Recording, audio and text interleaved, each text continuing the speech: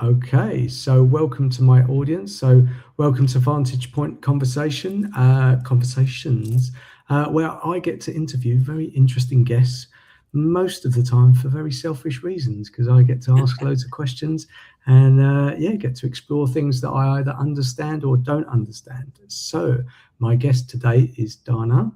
I've said that Yes. right. Okay, Uh-huh. so my opening monologue, and everyone can skip past this little bit of my monologue, but I do not introduce my guests purely because I think I would do a very bad job of it. So if you would like to take as long or as short as you like time just to explain who you are, what you do, any context, highlights, lowlights, anything that you think would be useful for anyone to understand about you.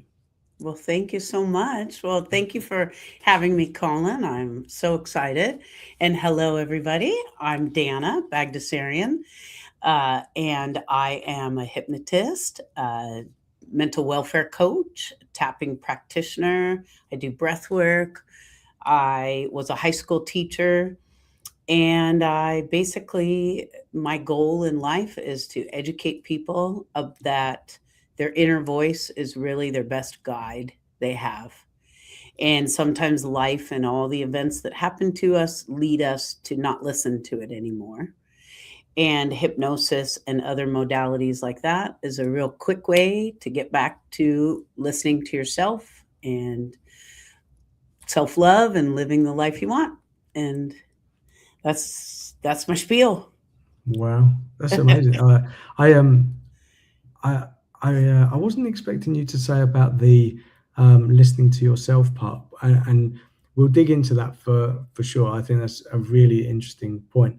But as I said at the beginning of this conversation, I really want to have this conversation for very many selfish reasons because hypnosis in my world. So when I was a kid, there was you'd have like entertainers that would do hypnosis, Yeah, and they'd get like people on stage, and yeah, they make them quack like a duck or yeah. bark like a dog and stuff like that.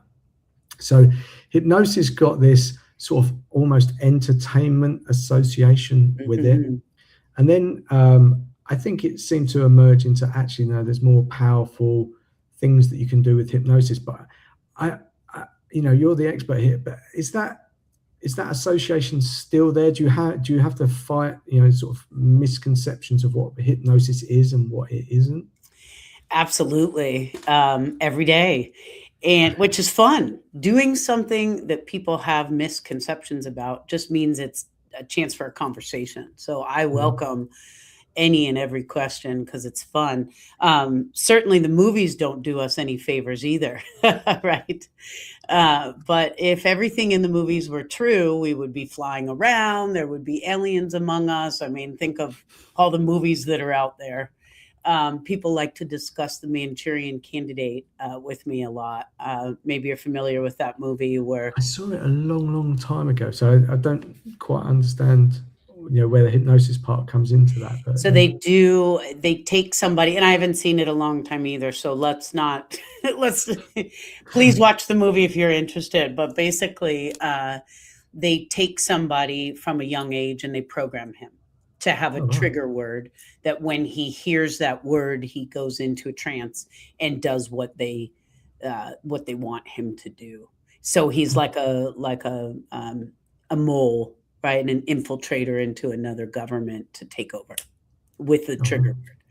And okay. so people are always like, "Oh, are you going to program me to do that?" And it's like, well, if I had that power, do you think that I would wait for people to come to me? That I would randomly program you to like brush your teeth with your left hand instead of your right? Or what am I going to program you to do?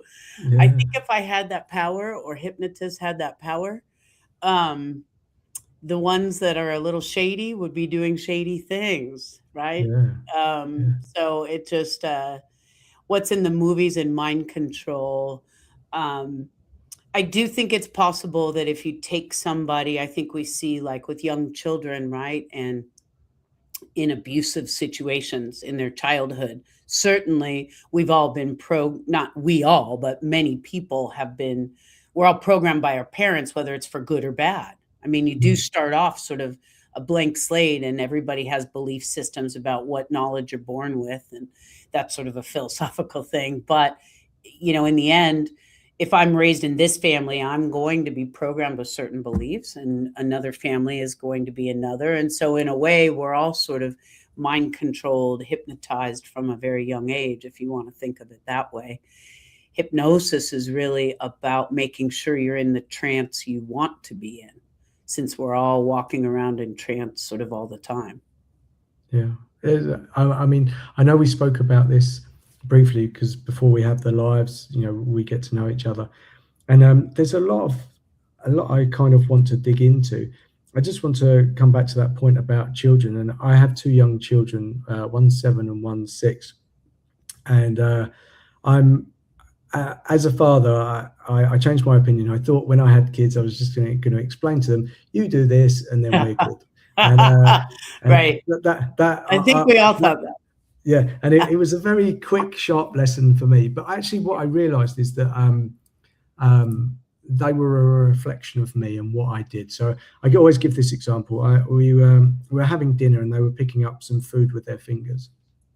And I was telling them off. I was like, no, don't do that. You've got a knife and fork.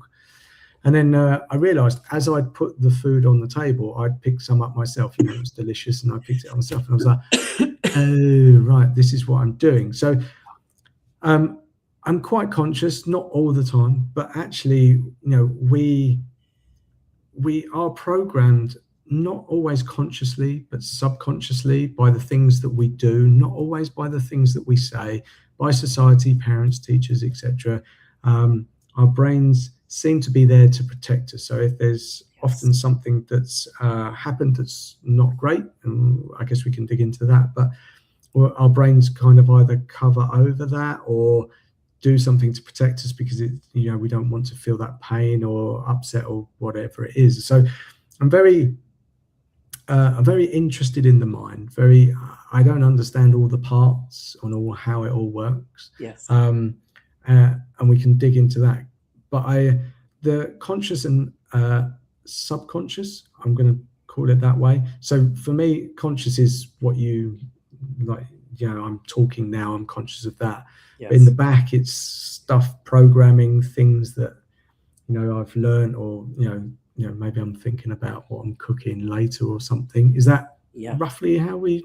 Yes.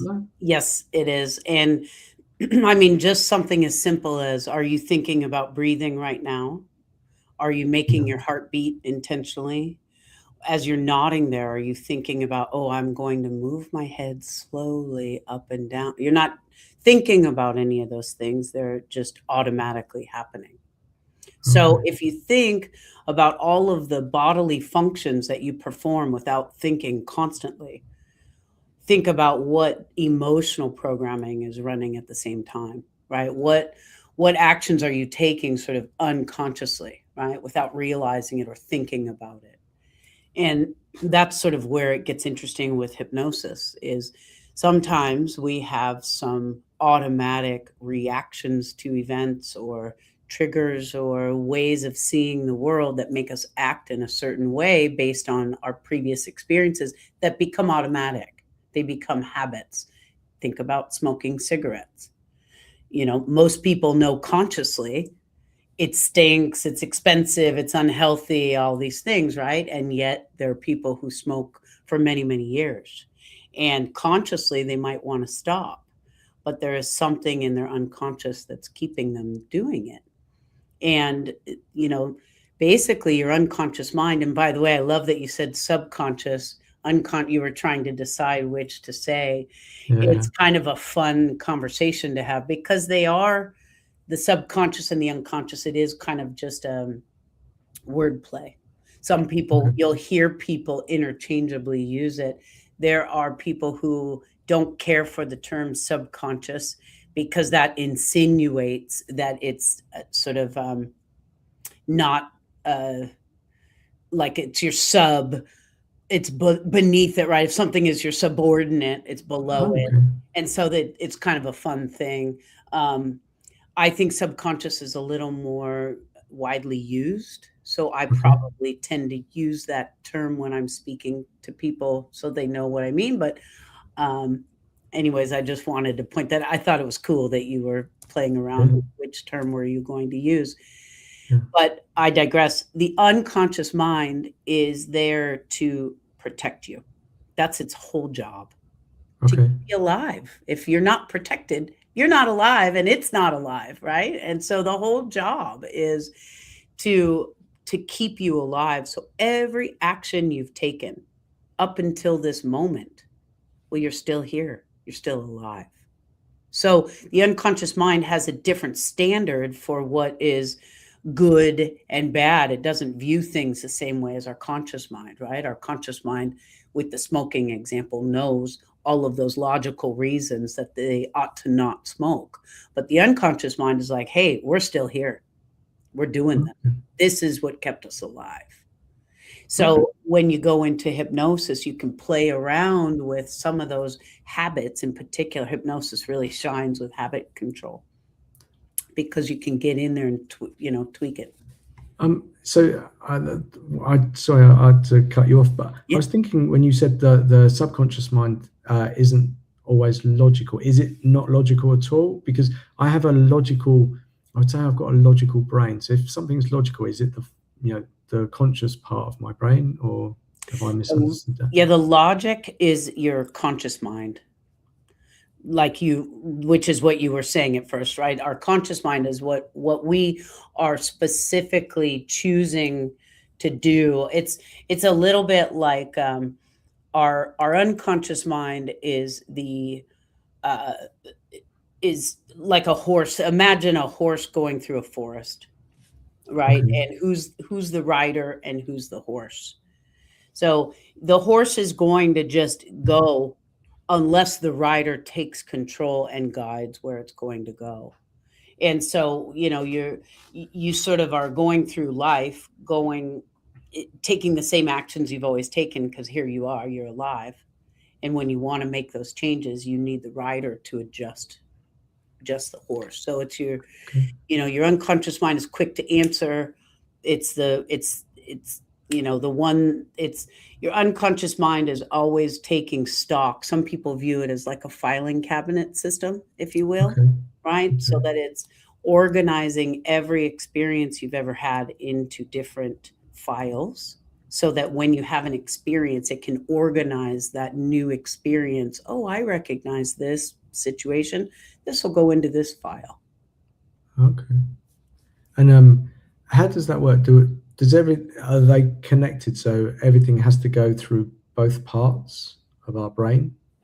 Like it, Yes, I mean, basically, so your conscious mind, obviously, whatever you're experiencing, we can only handle, so much information at once. I mean, if you look around the room you're in, if everybody looks around the room they're in, and yeah. you see all of these objects, you really can't. Many people claim that we can really only manage about 5 to 7 pieces of information at once. Okay. And so, otherwise, we would go crazy. I mean, if it just in the room alone, think of all of the things you need to know to understand just the microphone, this computer, the internet, you and I being on different continents, different time zones. I mean, there's so much information all at once that your conscious mind is, sort of bringing it down to what you can handle at once versus your Okay. unconscious mind is sort of taking it all in. So it is all going in. It's all Yes. there. Yes. Okay. Wow. So when you were talking, you said that the subconscious mind thinks about it's very good for habits and helping habits and overcoming maybe I want to say negative habits, but and we can get onto the trauma side of things because I know you help people with that as well. Yes. But is the route to helping both of those exactly the same, or is it different parts of the subconscious Mm, mind?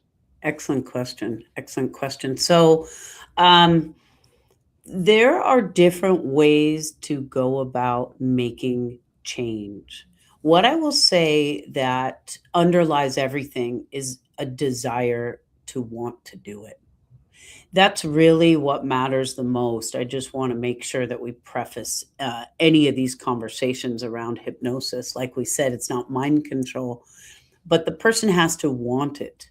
So if you just kind of want to stop smoking, it's not going to work. Okay. If you just kind of want to perform better, let's say you're an athlete and you're coming for sports performance, you have to really, really be at what we call it threshold, really ready for that change. For example, I had a client recently, he had been having panic attacks for 40 years, and it was getting to the point where he was waking up in the middle of the night, um, like in a full panic attack. Poor guy. And he was going to be moving to another country and he wanted to not take that with him. And in one session, we did a trauma release. We started with a trauma release and then we got a little deeper. But after just the first session, because he wanted it, they were gone. And then he came back for a couple more sessions and he wanted to deepen his relationship with himself, and he had some forgiveness to do. We did other things within it, but the main thing that he came for was to stop those panic attacks. Once 90 minutes, they were gone forever, something that had plagued him for decades, because he Mhm. was ready to do that. Yeah. When you were explaining all that, I started to think about our identity. So again, let's dig into the world of me being selfish, because I think we kind of exist where we want overnight hacks. We want to be Mm, a certain way, and I'm wondering how much hypnosis could help me. So uh, let's go back a few years. Let's say I want to be rich, or I wanted to be rich. Um, and I am now rich in conversations, just not rich on the money side of things. mhm, And I felt for a long time that was part of my identity. Or maybe I'm not this type of person. And there is I have a friend who did hypnosis. She did a lot of sort of energy healing, like Reiki, we uh-huh. call it. Yes. And she did hypnosis. She didn't enjoy doing that, but it was very much a almost like an advertisement for people to come to her, and then and to know and like and trust her, then she could explain other things that were going on. But she didn't really like to do the hypnosis thing. And then I was thinking, how much, because I was always curious. So we have this identity. I think we have it around a lot of things, probably more than I can even think about. But I have an identity or a relationship with money. Is Yes. that the sort of thing that you can fix with hypnosis? And there's part of me that really wants you to say yes. Well, first of all, I love that you're using the word fix. Okay. So let's just start there. Um, but what you would do with a hypnotist is you would start with a lot of conversation, even though it's not talk therapy. Like you want to learn a person's language patterns and the verbiage that they use and the ideas that are behind that, to figure out what your limiting beliefs are. Mm, Because, on the surface, it could be, I want more money, but what's underneath that? What's behind that? What does money mean to you? What does mm, being rich mean to you? What is this identity? Was there somebody you looked up to that, were there other characteristics of that person, or was it just the flashiness? Like, what if you had what you wanted right now and you were rich in that way with money, what would change in your life? yeah, nothing. So I actually had this conversation with my girlfriend the other day about winning the lottery. And she said, "What's the first thing that you would do?" And I was like, "I don't know. I have everything that I want." I think it's just more around a security thing, which I Yeah, think the answer in itself is probably pretty like insightful, as in I require some security or yeah, something, right? that's right. That's right. And so, when have you felt that security that you're looking for? When I had savings, some Yeah, money. right. Yeah. And what else did you have at that time in your life besides savings? um, I don't know, security. I was living with my parents. I had, um, I want to say security in terms of uh, I worked a job, so I just knew that the money was coming, which in itself is an illusion because we can all lose our jobs, etc. But it felt safe. I felt secure in the Mhm. knowledge that I'm in exchange for going to work, I was going to get paid.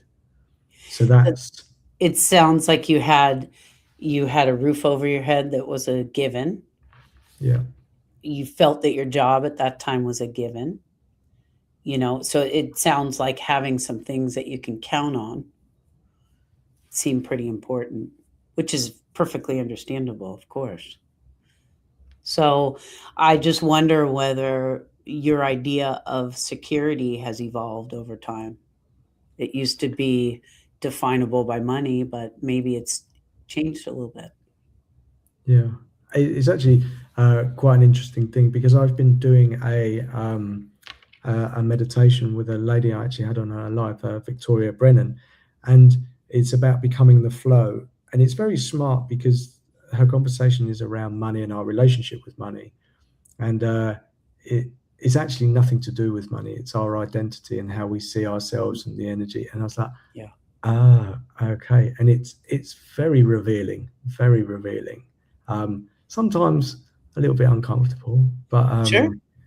I think it, and you kind of so it's like a meditation done every day. We do it for 40 days, Mm, and then you get to see yourself in the relationship. And the way I saw myself was that I was chasing money, and I at some point in the beginning, like money felt like an object. I described it as like a stone, like a round stone in front of me. yeah. And then after doing this meditation for a couple of days, it felt like it was something that was sitting in underneath my rib cage, Ooh, and I was like, oh, I like okay, it. that's cool. But I think um, I think the thing that happens is we assume it's one thing, and like you said, asking questions Yes. is uh, super important. But then I was thinking, do you ask the questions before you put someone into hypnosis? Because sometimes you might not know the answer, or you might be resistant subconsciously to give you the answer. Well, let's talk about that for a moment. So that's maybe one of the myths of hypnosis is that you'll be put to sleep. Okay. So hypnosis or trance, those words can be used interchangeably, is really just a state of focus, of hyper focus. You see athletes that come out to their field of choice and they're wearing headphones and they're getting themselves in the zone. That's hypnosis right there. They're focused, right? Or when you're studying for an exam and you need quiet, you set up your environment, maybe you listen to classical music, whatever it is. You have everything set so that you can just focus, right? That's hypnosis. All of these examples of when you're driving down the highway and maybe you don't remember the last few miles because you were so focused on whatever you were thinking about. Your unconscious mind takes over to drive for you because you've done it so many times. It's one of these automatic movements, right? So when somebody comes in and you go into trance, first of all hypnosis is self hypnosis. Nobody hypnotizes you. So even the stage example, right, that you Mhm. gave earlier, because stage is so fun to talk about. Stage hypnosis is such a hoot. It's such a great time. But think of all the levels of consent that somebody gives. They might not know exactly what they're going to do in hypnosis, what the person is going to do, but Yeah. certainly they know it's called comedy hypnosis show.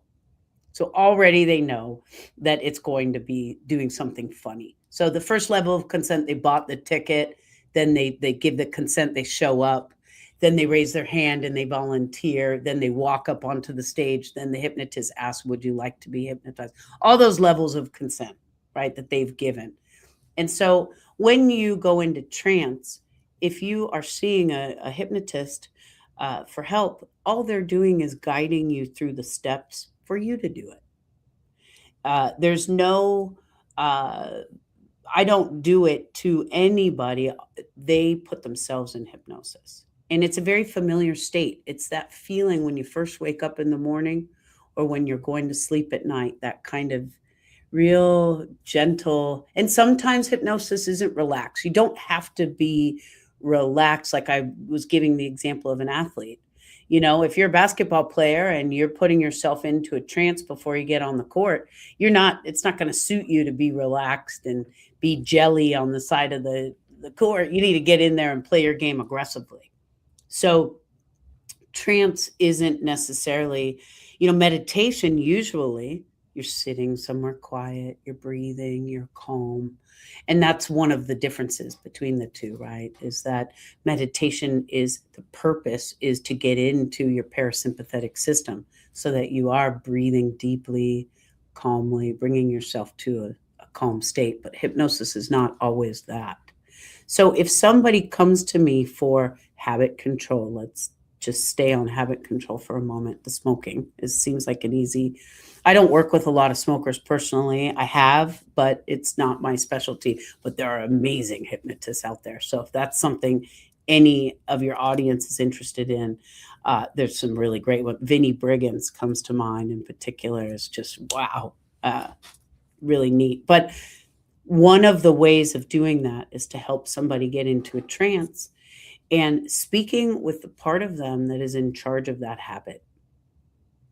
Okay. What is the good that you are doing? How are you helping this person by doing this habit, whatever it is? Okay. So with smoking, right? Maybe that's when you get to walk away from work because you get to go outside. Maybe that's when you get together with the other people that are outside and you have like a group, right? You have a crew of people that you feel bonded with. Maybe that's the only time you're intentionally breathing, that you take that inhale in and exhale out. I mean, you can think of the ways that that habit could be seen as beneficial, right? So you could put somebody into a trance and figure out, well, how can we get some of those same feelings, that bonded with a group, that break from work for a moment, that breathing exercise, and help adjust that when the So, person wants it. yes. So I was just thinking because let's just take the example of smoking. Yes, I know a lot of people, just tried other methods to quit smoking, and I think they find it very difficult. Let's just say a yes, nicotine patch or some gum or something like that. It's they say like the habit is in the hand or the breathing. So as a sign, I actually think in the workplace smoking is very good, not in terms of itself as a health risk, etc. But I actually think of taking a break from work, going outside, getting fresh air ish. right. Obviously, you're surrounded by smoke, For a but little while. breathing. If you ever watch a smoker, they breathe deeply and then go. That's right. They let it out. That's right. They get to talk to other people, de-stress, and it's quite a strange paradox because you're Right. like, smoking's bad, but no, there's a lot of good That's in right. the actions. So how does that work in terms of, do you have to replace an action with an action? So like the deep breathing, do you have to replace it with something else, or you can just say, okay, you no longer need to smoke? Does that make sense? Such a wonderful question. You definitely need to replace a habit with another habit. It Okay. doesn't matter what it is. If you want to change an action, if you just stop doing that action, now you've just sort of your mind is gonna find another way. If that was your only way of stress release, let's say, or nail biting. I've worked with a lot of people with nail biting. I love that I'm showing, this this is an interactive experience here. Let me show you what nail biting is. Um, but when you think about the benefits of it, that's, the person gets the immediate release of stress. They have a stress. Here's their solution is right here.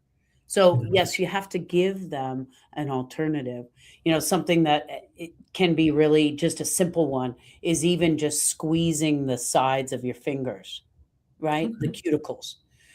just to give the person that that same sort of relaxation in the moment thing to do. You don't want to just say you're never going to bite your nails again, and you now know have no alternative for that same stress release, right? Okay. And so, the finger squeezing, the tapping. There's, I don't know if you're familiar with EFT tapping, but Yeah. there are some points here on the fingers, and you can tap those points and stuff, so that you do want to give somebody another, like with smoking. Hey, you're already great at deep breathing. Let's figure out which kind of breathing works best for you, right? Because as we know, there's so many different intentional breathing techniques, Yeah. and so you play around with it. Okay. And so as you were talking, I was thinking about the gentleman you were talking about. You said in a 90-minute session, Yes. you kind of removed most of the trauma, and the follow-up sessions were, if I say sort of clean up, there was other stuff that maybe revealed itself. And I was thinking about uh, my own journey. I've been in therapy. I've done EFT, etc. There's no necessarily, so I have to be careful with this because I had a conversation with someone. So people always think, oh, trauma in your background means like you were abused or something like that. But trauma can be any type of trauma. It doesn't, just how you saw a situation. You were embarrassed by something, so you're afraid to talk in front of people. So trauma is trauma. I know we could suggest that there's different levels. So again, please correct me if I'm saying anything that's not accurate. But in my own world, what I found is that there was lots of layers, like an onion. You go, oh, okay, I think this is the thing that's bothering me. Okay, take that away. Yeah. And then you go, oh, okay, it reveals something else. And I've often tried to describe it like a piece of string. And you have maybe a knot in there, and you undo that knot, and then you can go further back. You find the next knot. That can be a bit frustrating because sometimes you go, I just want this one hack, I want this gone, etc. Sure. But Sure. in terms of, can you, with hypnosis, can you just go and find the earliest memory? Can you just jump all those knots, and how does that work? Wonderful. Great question. And let's talk about that difference of trauma too for just a moment, because your brain doesn't understand the difference between what's real and what's not. You have to think about the fact that as humans, we were designed to live in primitive times where we were in a group with what, maybe 10 other humans, and you lived in your little area. Maybe you did some farming and some hunting, and you saw the same people, the same things day in and day out. Very simple life. And so we have this amygdala, this early warning system that warns us because the saber-toothed tiger was coming, and it was a real danger. And so we were designed for safety in a very simple situation. And as we see, things have evolved a little bit since then. Yeah. There's a little bit more complexity to life, but our early warning system doesn't understand that. And so we can be constantly traumatized and on high alert, sending out hormones and cortisol and electrical charges constantly, thinking that we're in trauma, even watching a movie. Think about horror films. I mean, some of these movies are quite graphic and terrifying, and you do feel that physical reaction, right? You feel your heartbeat racing, you feel your breathing change, you tense up for the character, you scream at the screen and don't go in there, right? Or whatever. Meanwhile, your brain doesn't know that that's not happening to you. So when you talk about the difference in trauma,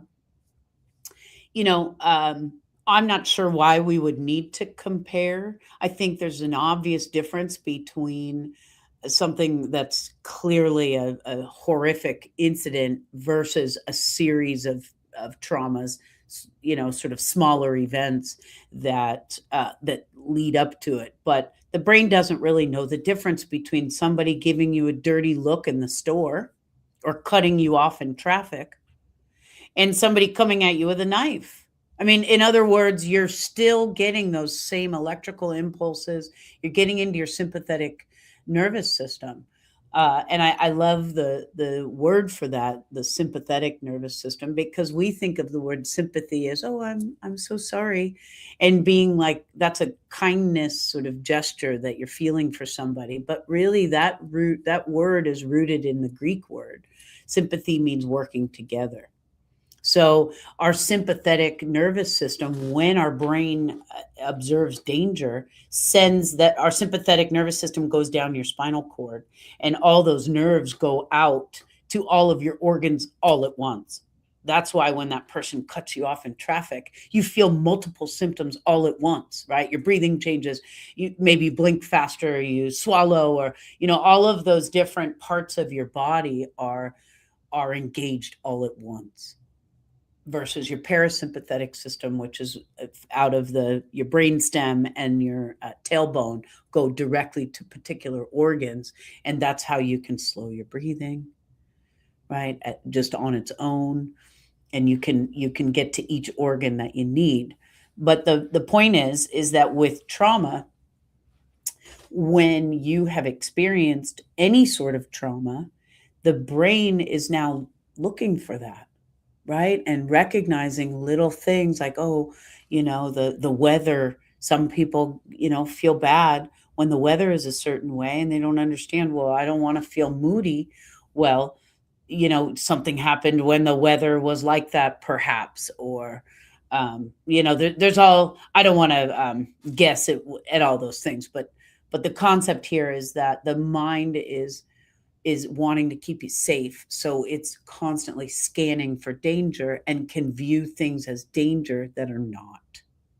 And so what hypnosis allows you to do is you have your critical faculties, that is like your filtration system, that sort of determines whether something, your critical factors are like when you're watching a movie and something happens and you're like, wait a minute, that's a 1972 car, but the movie takes place in 1940, right? And so then you stop believing it and you're sort of pulled out for a moment. And so with hypnosis, you get past that. The state of trance of focus is allowing your mind to have a task to focus on, and everything else sort of falls away. And that's how you can get in and get rid of these traumas. So one of the ways that I do it is that you help somebody get into a trance, and then you walk them through a process where they're releasing anything that's no longer serving them. And the unconscious mind, when you're ready for that, you certainly ask the client, are you ready to let go of what's no longer serving you? The unconscious mind has to give its affirmative answer, right? It has to say yes. And I have had clients that have come in for a trauma release, and they're like, I'm not quite ready. Or we start the process and things get stuck in their body. And so we stop and figure out, well, wait a minute, what's the lesson that you need to learn before we get it out? I had a client just very recently that had a trauma that was sort of stuck in her chest, and we went to try to pull it out and it wasn't coming out. So we stopped the process and spoke to that part, just that stuff that was stuck in her. What lesson? We don't want to get rid of something that is valuable, before you get the lesson. And so we stopped and talked it through, and then she was able to continue and release it. But it wasn't until she got the lesson from that trauma. So it's a complex thing, right? No, It's not just a simple. yeah, I find it really interesting because when you say there's a trauma and to release it, and then actually you have to ask permission, and sometimes again, entering into this conversation, I just assume, right, you find the trauma, and then you just release it, but it's actually you yourself that's holding onto it because there's either a lesson or something you haven't realized from that. And I didn't realize it extended that far. I thought it was just almost sort of blanking it, but you're asking for permission and understanding it. You're not just removing it. You're just saying, okay, not why did this happen, but just sort of ask questions of what this is. But and I think that's why people don't always change. We say that we want to change, and that's obviously a Mhm. much bigger conversation. But we say that we want to change. We say we want a certain life or a certain way of being, whatever that is, but we don't change. And I'm wondering, is that a connection there, that actually there's a lesson in there and we're subconsciously holding on to it for a lesson? Or there's something keeps coming up, like, so uh, about playing the victim. Oh, I get Mhm. attention because I'm this way. Mhm. This brings me, this is my story, this is my identity in some way. Like, even if it's trauma, and as horrible as some trauma can be, some people go, well, I'm known for that person and that's my identity. If I don't have that, who am I? Am I That's right.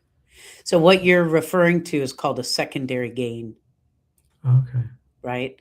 So you have the symptom, if you will, and sometimes it's harder to, if you're just thinking about it or talking about it, it's hard to just release because there is a secondary gain there. So there are definitely, I had a client recently who had a fear of flying, and she really wanted to release it. She really, really wanted to, but as we got deeper in there, she became aware that she was terrified that her partner would leave her if she wasn't in need of help. Oh, like a You know, codependency type like thing. she wasn't lovable enough on her own without that fear. Wow. And it took a little while for her to be able to accept this secondary gain. She hadn't ever seen it that way, and then it's so quick. As soon as you're like, oh, yeah, uh, for her, as soon as she realized she was holding on to it because she felt unlovable, not as a victim, right? If she was just a healthy, high functioning person, it that just turned the page for her. And Wow. and the fear of flying, and it was coming out in different ways because it wasn't flying, right? It was coming out in driving, it was coming out at night. She had different time. It was an anxiety that was keeping her relevant as needy with her partner. She had met her partner during a crisis, and the partner had Okay. been there for her. So then she didn't know she wasn't doing that on purpose, right? She Yeah. just through examining this fear of flying, she realized, oh snap, if I don't have this fear, will my partner still love me? Wow. It's there's so much into it, because it's very revealing, because again, you can go over here and think this is the thing, but it's connected to something over here. So there's quite a lot of something almost very unrelated. You couldn't necessarily answer that, just, I want to say, consciously, because you don't actually know what patterns are at play. And I was thinking that when you were talking earlier about about keeping safe, this memory flashed up, and it's come up a load of times, but I don't know if it's because it's one of my earliest memories. But I remember being with my mum and dad, and I think we went into London, and we went to see a show, or we went to see the lights, and we had to use the train or the tube or something. And do you remember, like, those glow sticks? They're more common now, but like we Yes. had one of those. And I remember being small and at a railway station, and I've often tried to understand what it makes me feel uncomfortable, but I'm not sure. Was it the night time? Did I feel scared? Was it the noise? Did I feel not connected with my parents? Did I feel unsafe? Was I tired? And I've never actually understood what the memory was trying to tell me. It could be all of those things or nothing. Mhm. Yeah, and that's really a fun thing to examine in a trance, where you can spend some time with yourself in a state where you are focused on just that and figuring out, sorting through it. Not necessarily verbally with me. That's the beautiful thing about hypnosis, is that a lot of the work I do is content free. So if I guide somebody through the trauma release, for example, they don't need to tell me a single thing about what they've released. We don't discuss it. We don't go through it. The example that I gave you of the client who had that stuck in her chest, that is Mm. not always the norm. She had a very, very deep, horrible event that had led to some things that she needed to learn from. So, in general, if I guide somebody through a trauma release and they're in the trance and they're releasing what is no longer serving them, they're not talking, they're just doing the process. When they feel that they're done with that first round, they come out of the trance. We engage the logical part of the brain. And if something is stuck, I'll check to see if they feel the worst thing that they just released is any of what color was it? Where is it in your body? Because the mind works in colors and algorithms. You pull out whatever might be left. And by the way, this is Carl Smith's kinetic shift and emotional detox method that I'm referring to. He is an amazing hypnotist out of the UK and does trainings. He's wonderful. And, anyways, it's content free though. Then they go back and do a second round and release what might be left. And that, in and of itself, is just a fascinating process for people. That, I, that is quite a light bulb moment, because as you were speaking, I was thinking, especially when it comes to trauma, I'm thinking of abuse and something like that. People have a lot of shame around that, and something they might be very uncomfortable sharing that with someone. And Absolutely. you're clearly very good at what you do, and you're very trustworthy. But if that is a barrier for some people, so people watching this, they go, I can't go and talk about this. I cannot express the words That's right. to someone that I don't know. Right. That's an amazing thing to know, that you don't have to explain all of the things. You can just process it. That's right. That's probably my favorite part of hypnosis, and really why I got into it is because talking about something over and over again, or thinking about it over and over again, just makes that neural pathway faster to get to that trauma, right? And so when you're in talk therapy, which has certainly has its place. Every modality has its place, and when people need to sort through things and process it and understand it and talk about it, talk therapy is wonderful for that. But once they've sorted through it and they're ready for the change, that's when they come to me, right? But I agree with you. Talking about that's a different part of your brain. That's your thoughts. And so I'll just give you an example of another client. She came to me. She was going to be getting into a new relationship. She had been married a couple times, and she was finding herself making the same choices in this new relationship that she had made that led to, the other ones. And so she came to me and said, I don't want to make these mistakes. What can we do? So we did a trauma release. And what was really fascinating was that she had been in and out of talk therapy for 20 years talking about daddy issues. She felt that she had a lot of that. She did the trauma release and she came out, and the first thing she said was, it was my mom. I didn't have one single daddy issue. I had no idea. It just had never occurred to her that that's what it was. But through releasing, she happened to want to talk about it because it just blew her mind, right? But Yeah. like I say, people don't need to. And she didn't tell me what it was, right? She just said, "Wow, it was my mom. I spent all those years talking about something that wasn't even the problem." And when I Mhm. checked back in with her 3 months later, she had the best relationship she had ever had with her mom. She was very happy in her relationship, and she was a one and done. She just needed to get that trauma out and move on. So Wow, that's amazing. I think, just to go back onto that point, I think, sometimes people don't want other people to root around in their brain and what's going on, because again, there's some shame. And I think yeah, I think maybe, people don't want to go to therapy because they don't want to talk about that stuff. So it's interesting that you can do this. I was thinking, does that make your job harder to do by not someone not explaining it? Because not at all. it's Okay. Not at all. It doesn't. I don't need to know all of the details in order, because again, I'm not doing the work. They are. Okay. Yeah. I'm in the room when they have decided it's time to get over whatever it is that's been holding them back.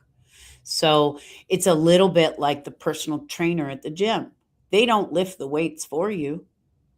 You don't need a personal trainer. You could go to the gym and lift the weights yourself. Why do you get one?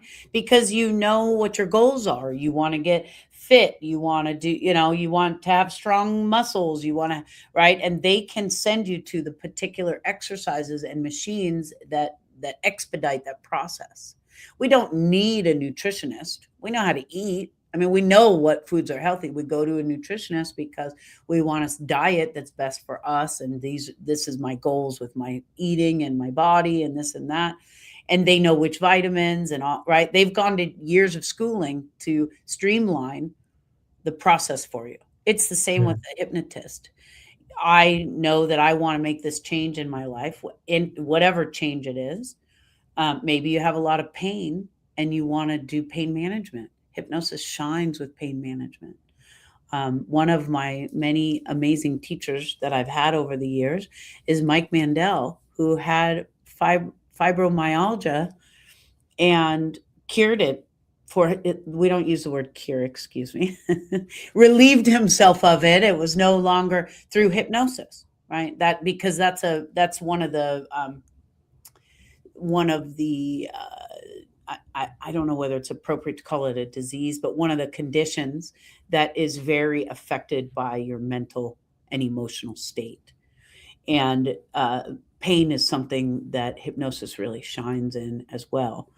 Um, Anything that, the best thing, anxiety and phobias, habit change, PTSD, pain management, these, there's so many things that you can do with hypnosis, but the client is the one doing all the work, not me. Oh, that's you've sort of smashed a few myths in my head that I had, which is I think fantastic. Um, can we talk about how things sharpen the body? Because I I've had this. I always believed that the mind was running the show, and I believe that actually the body is running a lot. And I don't know if there's someone told it says mind, body, no, mind, body, and heart, or something like that before. Mhm. So I know maybe there's different schools of thought. Sure. Um, but and you mentioned it at the beginning of this conversation, leaning into your feelings, almost your intuition and understanding. And I think, as you know, so having two young children, what I really noticed about them is that they knew stuff just almost on like what I would call like a spiritual level. It's like, how do you know that? It's like, how do you see that? And I've been fascinated in trying to lean into my intuition. And there's been a few events in my life recently. Um, I can talk about I can talk about any of them if you like, but the most recent one is to do these LinkedIn lives. It came through a frustration, and I was in between sort of a life coach and a marketing, and the idea or the product that I was trying to sell wasn't living. And I got really frustrated. I said, you know what, F it, I'm just going to do two LinkedIn lives um, a week for a year. And I set that as I was going for a walk with my girlfriend, and I just said it, but it touched like this in this raw part of me. And I don't know where it came from. I know it came from frustration, but it connected with a part of me that I was like, yeah, that sounds right. Like I Yeah. knew it. And I Yeah. was like, what the hell is this? Very good. And so when you experience it, it feels strange. It feels a bit otherworldly in a weird way, like in a light touch. That's the best way I can explain that. Do you know what? These lives are taking off. I've leaned into them. Suddenly, I don't fear rejection. I always thought, who's going to talk to me? Who's going to want that? So I just started doing a process. And then like everyone's saying, yes, I want to talk to you. And I'm like, what? And I'm like, is there a connection between this? And it's that feeling in the body. And I think it's there somewhere where it is. And I'd love to get in touch with it all the time. But Yeah. I feel that society, life, parents, school, work, everything is layered on top of that. And you just have to like to try and get to it. I Yeah. don't know if there's a quick way of doing it, but in children, I see it so beautifully that Mhm. they see stuff, and I'm like, oh, like, I want to protect them from losing that. And my career life coach, she explained that children have this. She said try leaning into your intuition. She said when you go shopping, if you go to like the fruit and vegetable section, she said the one that looks right might actually not be the right one. Try and feel into your intuition and pick the one that you feel is right, not by Nice. visual. And I've tried this, and I drew a blank. When I go shopping with the kids, I put them in the shopping trolley, and I'm like, pick the ones that you want. I'm guaranteeing you, if it's like a watermelon or any sort of soft fruit, they're not doing the things that we all do, tap it and stuff like that. Sure. And they come, and I'm like, that freaks me out because, like, yeah, I know statistically that there should be a number of good fruits in there. They're not going to put all bad, but like this is very tasty, and I'm like, how do they have that? How do we lose it? How do I get in touch with it? Can hypnosis? So we've got to talk for about another 2 hours before we can answer all of that. Unpack what you will out of it. Yeah. I love it. Well, first of all, that's a wonderful piece of advice to feel, because that's a low stakes situation, isn't it? Mm. Right? She's suggesting that you practice the skill of listening to your intuition when there's really not that much to lose. What's the worst case? You get one bad avocado. Yeah. That's not going to change the course of your life. And so if you start with sort of smaller, low stakes situations and you listen to your gut, then you start to train yourself that that is the right thing to listen to. Right. Mm. So you sort of start small. And, with your kids, it's that same thing like, hey, you have to live with the outcomes of your decisions. Only you have to actually live with the consequence, no one else. And Mm. it's okay to take advice from others. Absolutely. There are experts in other things, but at the end of the day, when you go to bed at night, you're the one who's in that bed alone, sorting through the choices that you made that day. And, so I think that's wonderful advice to start with with produce or what clothes you're going to wear or whatever it is. And you work your way up from there. Um, Listening to your gut is a challenge especially in today's world. There's so many, I mean, we're constantly barraged with, can't even drive down the street without a billboard or the radio is on, or you see somebody else in a car with something that you wish you had, or right, there's a lot of comparison. Mm. And it is one of life's great challenges to stop throughout the day and just reflect. What do I really want here? What is the outcome? Right. So, what we might call in our industry is future pacing, right? If it's tomorrow already, what have you done today that led to the tomorrow that you want? And sort of playing through it in your mind, practicing, if you will. Right? If you have an upcoming event that's very important to you, it's a wonderful practice to rehearse it. It's, that's one of the best gifts you can give yourself, is to rehearse, what occurs. You do that a lot with fears and phobias, where you want to take somebody through. If somebody has a fear of public speaking, you can take the person through the event, and then you do it backwards, where you start at the end where they've already successfully completed that speech, let's say, and then you back up a little bit and you walk them through the backwards process, because the mind can't feel fear backwards. So you can sort of unpack that. Okay. to, that statement seems strange to me. Your mind can't feel fear backwards. Right.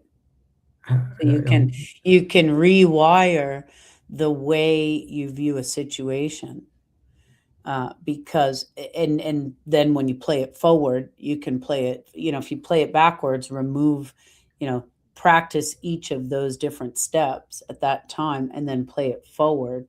The mind can reorganize its experience of it. Instead of having to have that fear that you used to have, that habit. It's just a habit, right? A fear or a phobia is really kind of a form of a habit. wow. And when you do hypnosis, or people do hypnosis to themselves, I understand you're there. Do you do you, do you, does a lot of the signals show up in the body? Is that where you see a lot? So there are definite physical things to watch for when like there's the hypnosis flush where your face can get a little flushed, and your breathing can change. But because everybody's different, you're sort of watching and calibrating. That's part of what you do with a client, is that you are learning their particular body language, if you will, and their reactions to things. So in a first session, when you are speaking with a client in the beginning, to learn sort of what their goals are, what they want to feel instead, and you're watching as they speak, for what words light them up, when do they get sad, all that kind of stuff, so that you can help sort of zoom in. You always want to repeat back their own language to them, however people have worded it, in an empowering way. If somebody says, I want to feel powerful, you're not going to say back to them, you're very strong, because that's not Ah, their language. Even though strong might be a wonderful characteristic, that's not what they're saying they want to be. They want to be powerful. So it's the same with the body, you know, body movements. You want to definitely watch kind of what's going on there. yeah. And have you seen where people have had, so I don't know where I heard it, but they say the body keeps the score. So I think, like people, I've often said that, if you don't say or speak up, you kind of swallow your feelings, and I think that happens a lot more than we tend to think. And ultimately, like I make a joke about it, which I'm sure is probably not right, but I go, "Oh, if you keep doing that, your leg will fall off." Like it's a joke, but it's Yeah. like that. I feel that there's truth in it. It's going to show up. Your body's gonna, it's gonna, if your mind is avoiding it, you're going to show up in your body somewhere. And it's not, it's the symptom, but not always the root cause. If that Yeah. makes sense. Yes. Absolutely. Yeah. It's when I'm working with a client that has uh, kind of a feeling that let's say they have a lot of stress. The first question I'm going to ask is, where do you feel that? Okay. Because everybody's a little bit different, and people know exactly where they feel these emotions that they don't want, or that they do want. I mean, it's not all bad. People come to me also to be pumped up more, right? To feel more of what they feel and more confident. It doesn't have to be, it's not all, trauma and stuff like that. But yes, the body keeps the score is became well known. I don't want to say his name wrong, but Bessel. I don't want to say. I think it's Vander Klook. Okay. Not sure. Yeah. It's okay to say I don't know when you don't know. Yeah. But it is easy to find, to Google that he wrote a Okay. book, and there's a whole movement of healers that focus in on where you feel symptoms in the body in order to address them. Absolutely. And that's definitely part of what I do in my own personal practice as well. I gave you that example of the woman in her chest, right, where she Yeah. felt it. And she knew that as we were talking, and she said, I just feel this social anxiety every day. I don't want to leave the house. It's like, well, where do you feel that feeling? Oh, in my chest. She knew Mm. immediately. I mean, that's why it always comes back to self love and self access. As I see our little ticker tape, hypnosis isn't mind control, it's self access, right? Yeah. Mm. And that we do already have our own answers, and which goes back to listening to your gut and your intuition and your children. Yeah. And we just think that we might not have the answers, but we really We do. do. Yeah. I I felt for a long time that we pretty much do know so much about ourselves. I think we often ask other people almost as the to create a space where you can ask yourself the question, because sometimes it's difficult to ask yourself, but um, most people know the answer. They know, it's maybe they think they lack the confidence to answer something, or they say that they don't. I remember someone said to me, but if you, let's say that you knew the answer, what would it be? And then he would say Yeah. that to me, and I like, oh yeah, and I Yes. gave him the answer. I'm like, oh, and I felt Yeah. a bit silly, but I think we know a Yeah. lot. I don't think we're pretending, but we're under some sort of illusion that we don't. I think there are very helpful, you know, spaces and people to kind of get us into that place and be connected. But I think we are, like you say, I think we're in a space now where, you know, we're so distracted with things that we think that we're not. And if you can just quieten some of that noise down, and that's often in a quiet space, and you can find the answers. Mhm. Yeah. So okay, that's good. So I'm conscious of time. I think I Yes. could talk to you. I think there's so many questions I have, but for today, I think otherwise, we'll just be here for forever. So something I remember you mentioning in our conversation before, you said that I don't know if you wanted to or you're getting into events. You said something like hypnosis in events, and this I remember thinking about it. I was like, how does that work? And I think you said something like a baby shower or something along those lines. Could you just expand on that a bit? Because I was like, did I know I heard that right, but how does that work? And like, you don't associate those two, hypnosis and baby showers or Right. these events. So That's how's right. that work? Yeah. Well, I just love working with groups. I was a high school teacher and I had 43 kids in a room and me. So I'm just very used to managing a lot of individuals with a lot of different personalities and needs all at once. And I've done some education and a little bit of corporate wellness, but I really want to do some fun celebration events, like you say, a baby shower, bridal shower, milestone birthday parties, because people are coming together for connection, whatever the event is. It doesn't, insert event. They are coming together because those people are special to them and they have a reason to celebrate something. And it's like, well, what do you do for these celebration events? I mean, there's sort of how many brunches can you have? How many bar crawls can you have? And there's nothing wrong with any of those things. They're wonderful. But also, if you're looking for more of a connection with those Mm, people, or if you want to walk away with something, with a nugget of wisdom of some sort. So, in terms of like a baby shower, depending on how the person would want to do it, you can create a situation where everybody is contributing their wishes for the baby or for the mother or for the father, for the new family unit. And you can do a group experience where everybody is sort of getting in touch with whatever the theme. A lot of times these parties have themes, right? And so it's hard to say generally, we do this and we do that. It depends on the theme, but um, you can do like a group tapping session where everybody is tapping on a certain emotion. You can do a group hypnosis where you take the group on a journey.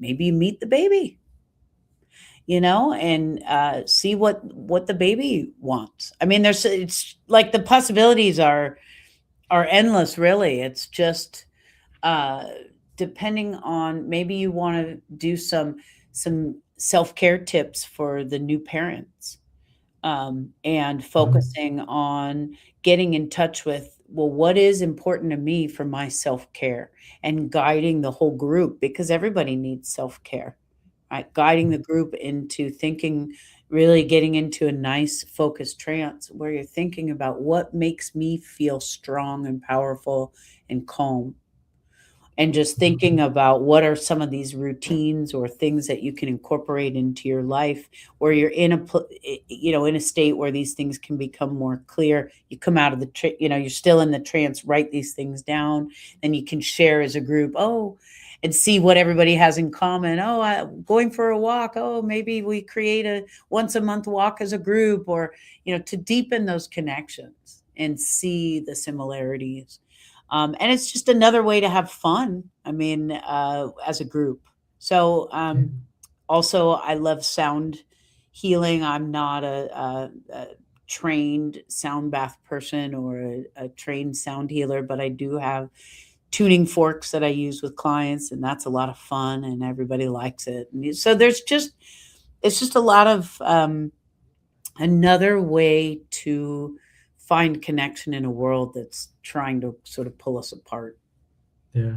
Yeah, I love that because, we're more connected than ever, but we're more lonely than ever. And Mm. I was thinking as you were saying about the baby shower, I think, having been, a father to two kids, it's quite there's a lot going on. A lot of people have opinions.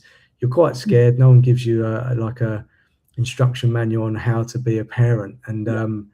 I think it's all very confusing. I want to say, especially for mums, it feels, there's a hell of a lot of heavy lifting, not just physically, but just Yeah. mentally, and I think what a great experience, just because it feels oftentimes when you look around at new parents, yeah, there might be the odd occasional person that looks like they've got it all together, but I think behind the scenes there's a lot of like, oh, sleepless nights, etc., Yes. insecurities, your body's changing, hormones, a ton of stuff.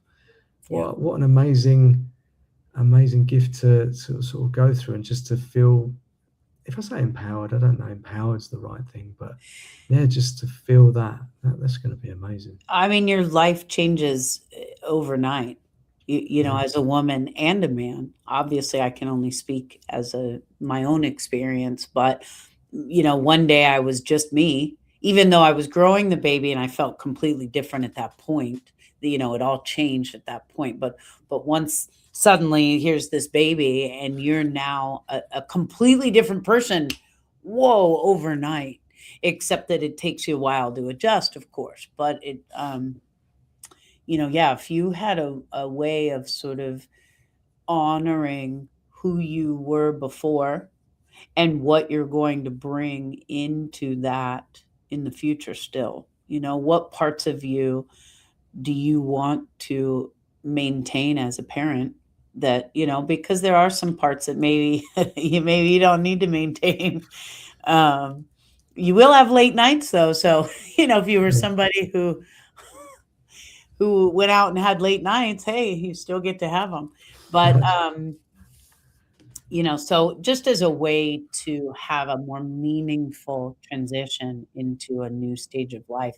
And that's the same for a bachelorette party, for a bridal shower, any of these events, a milestone birthday when you're heading into a new decade of life and you want to make sure you're bringing the right energy into that, and then you have all these wonderful people that are there celebrating you and the way they can build you up and perhaps see sides of yourself that you don't even see, and do some hypnosis and incorporating some of these strength terms into everybody at the party, and teaching self-care tips at the end that everybody can have as homework, if you will, and takeaways. I just think it sounds like a lot of fun, and Yeah, it's a new direction for me, and you know, I think yeah. it sounds exciting. Yeah, for sure. And I I think I've learned so much from you. I think I had a lot of assumptions, albeit from the hypnosis on stage as the entertainment, and how Yes. you can actually bring this in. I think you've opened up my eyes to so much of this, and I'm fascinated. I really am, and you've explained it in such a beautiful way and so Mm. simply. But I hope a lot of people got so much out of this because there is so much depth. I think we covered so many different angles and preconceived ideas, me bringing my own, and maybe just examples that you've brought. And I think that that's really helpful for people. I know something you said to me before. Again, I assumed hypnosis was something that you needed to do in person, but you've explained to me, no, you can absolutely do it online. So, Oh, yeah. and I never guarantee that these lives are going to generate any business, but absolutely, if I need hypnosis, you're the person I'm gonna call. Yes. Yeah, but actually, to my point, so if people want to know more, if they want to try it out, obviously, you've explained in such a great way. Where should people find you? Website, LinkedIn, where I found you? What's the Yeah, best I place? mean, this underneath my name there, Pepper Tree Wellness is my website, peppertreewellness.com. And yes, my LinkedIn is under my big old long last name there. So I I don't know that anybody's going to seek that out, but the Pepper Tree Wellness is a wonderful way. And I do have a partner that we have a podcast. It's a lot of fun. It's called Hypnosis and Beyond.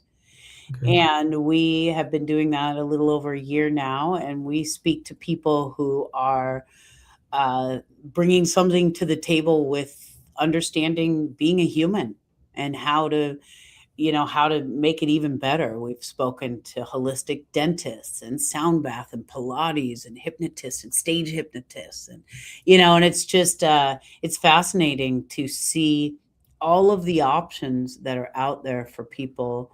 The traditional route, at least in the Western world, is so limited, Mhm. and yet it's really actually not. There's so many options for people who want to, hack life, right? And do it the best we can. I mean, even just breathing is that alone. If people aren't ready to make changes in their lives, big changes, the one thing they can do is intentionally breathe.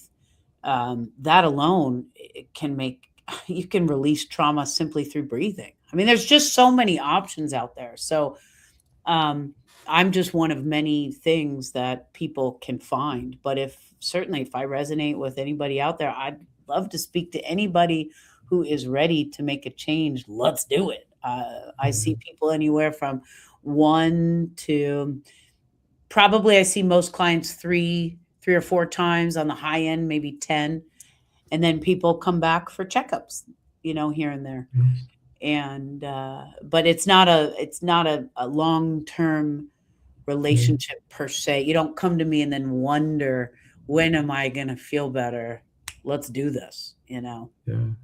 I think like something that's sort of come up quite a lot now, and I know other people talk about it. We talk about physical wellness, but we don't really talk about mental wellness. And even if it's a check-in, and it can just be a fun.